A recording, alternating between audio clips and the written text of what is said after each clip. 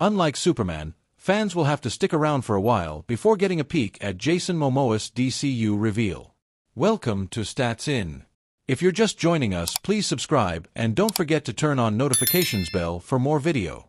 Not long after the production of Superman commenced, fans were given a first look at David Corenswet's Kal-El, which made sense as the bulk of the outside shoot was taking place in Cleveland, making them prone to leaks.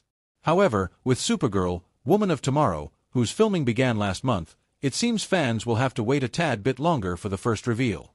With Jason Momoa finally stepping in the shoes of Lobo, a role he has been desiring since his DCU days, Gunn cleared the air surrounding a potential first look at Lobo in the upcoming sci-fi epic.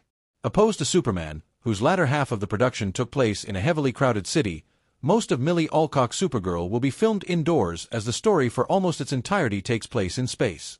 Understandably, this has further diluted the risk of leaks, and James Gunn is not shying away from keeping fans on edge about Jason Momoa's DCU look via comic book movie.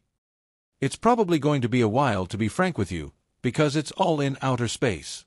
With Superman, we were sort of forced because we knew we were going to shoot outside for weeks. Like, oh, let's just throw something out there. So we did. But with Jason, I'm not sure. I don't want to be cocky, because you never know. It's not a big. We're not going to have to go shoot outside in the middle of London for 3 weeks where they're going to be getting pictures of Lobo, so we have to release a picture earlier than we'd want to. Compared to Lobo, we might get Supergirl's reveal relatively earlier, as before her own sci-fi adventure, Alcock will make her DCU debut in the highly anticipated Superman. While most are excited about Momoa's jump to the new DCU, some were reasonably concerned about Lobo's inclusion, as Tom King's WOT, considered by many the definitive Supergirl story, didn't feature the bounty hunter. However, per King himself, this isn't a case of a popular character being shoehorned for no reason, as originally, the writer intended to make the comic a Lobo and Supergirl story, only to be stopped by his editors, via comic book. That book, Supergirl, Woman of Tomorrow, began as me pitching a Lobo and Supergirl book. It was my editor S, Brittany Holzer and Jamie Rich, who were like, no, take Lobo out and make Supergirl the Rooster Cogburn character. It wouldn't exist without Jamie and Brittany. With Supergirl, Woman of Tomorrow realizing King's original vision, hopefully, the adaptation will live up to its comic book stature. Daniel Radcliffe skips Wolverine for a major DC villain role under James Gunn. Marvel's loss might just be DC's biggest win. Welcome to Stats In. If you're just joining us, please subscribe and don't forget to turn on notifications bell for more video. Welcome to Stats In. If you're just joining us, please subscribe and don't forget to turn on notifications bell for more video.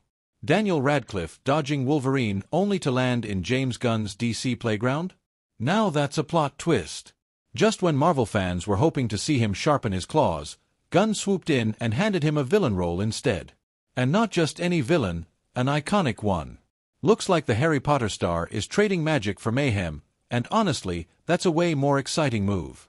Reports say Daniel Radcliffe is in talks to play Basil Karlo in James Watkins' Clayface. Radcliffe has been dodging the superhero game for years, but James Gunn clearly had other plans.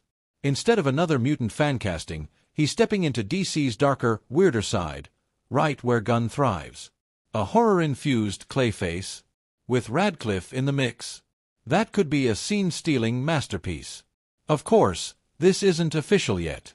But if the Harry Potter star does become Karlo, he'll be the latest big-name Gunn has lured into DC's evolving universe. And considering Clayface is one of Batman's most complex villains, Radcliffe's knack for offbeat roles could be exactly what this character needs. The timing's also interesting. Marvel's been circling X-Men casting for a while, and Radcliffe's name kept popping up, especially for Wolverine. But instead of joining the MCU, he's diving into DC's darker depths. Feels like a win for Gunn. Now the big question, how will Clayface fit into Gunn's grand DC vision? Horror vibes? Psychological thriller? Either way, if Radcliffe is on board, this could be one of the most unexpected and exciting villain castings in years.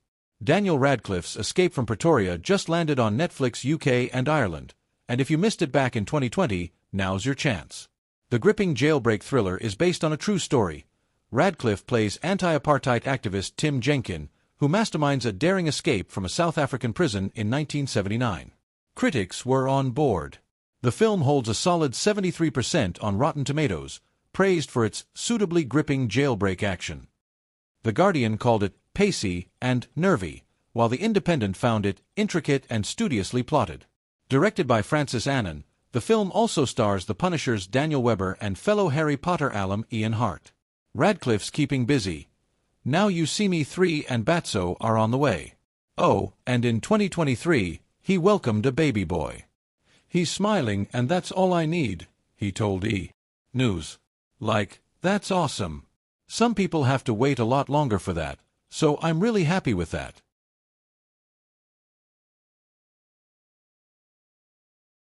The upcoming Superman movie could challenge Donald Trump's recent political policies as James Gunn maps out plans for the new DC. Welcome to Stats In. If you're just joining us, please subscribe and don't forget to turn on notifications bell for more video. James Gunn is busy preparing for the release of the highly anticipated Superman movie that will mark a new dawn for the DCU. Ahead of the film's release, Gunn and his DC Studios co-head Peter Safran recently conducted a press meet where the two shared updated plans for the franchise and details about new projects. During the press meeting, Gunn was also asked about his take on Superman in the context of the political landscape in America with Donald Trump returning to the presidency. In response, Gunn's hinted the character was the perfect antidote for a politically divided America. Here is what Gunn had to say about Superman and the future of the DCU. James Gunn is the current co-head of DC Studios, with the filmmaker recently conducting a press meet where he detailed the studio's upcoming plans. During the event, Gunn spoke with Variety about his next directorial venture Superman, which will be released in July, 6 months after Donald Trump's re-election. In his conversation with the press, Gunn was asked what Trump's return to power meant for Superman as a character, especially with Gunn attempting to bring a new and updated take on the iconic superhero. He's a character that stands for something that is solid, for basic human morals, basic human integrity, the basic belief in protecting others, the weak, and being good to people and being honest. He stands for what I think of as the rules that don't change. Gunn made the above statement, explaining that he did not think Superman was a part of the current cultural movement in America. The filmmaker elaborated that the character's ideas and morals were universal in nature and not restricted to political discourse at a certain point in time. Therefore, Gunn's comments heavily implied that the upcoming film could prove to be an antidote to the more radical political circumstances that have created a divided America. Since his return to power, Trump has passed several executive orders and policies that have targeted people of color and other minorities. As a result, Gunn was asked whether these real-world political events would affect the degree of diversity in the new DCU. In response, Gunn treaded rather carefully, admitting that while he understood where the question stemmed from, he personally wasn't following much of the news from Trump's new tenure primarily because he was busy running a new studio.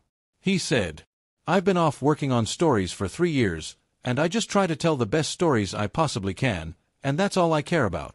Gunn's comment suggests that the DCU will largely remain unaffected by Trump's seemingly anti-diversity policies. However, the filmmaker also did not directly voice a need for diversity in the DCU, arguing that the goal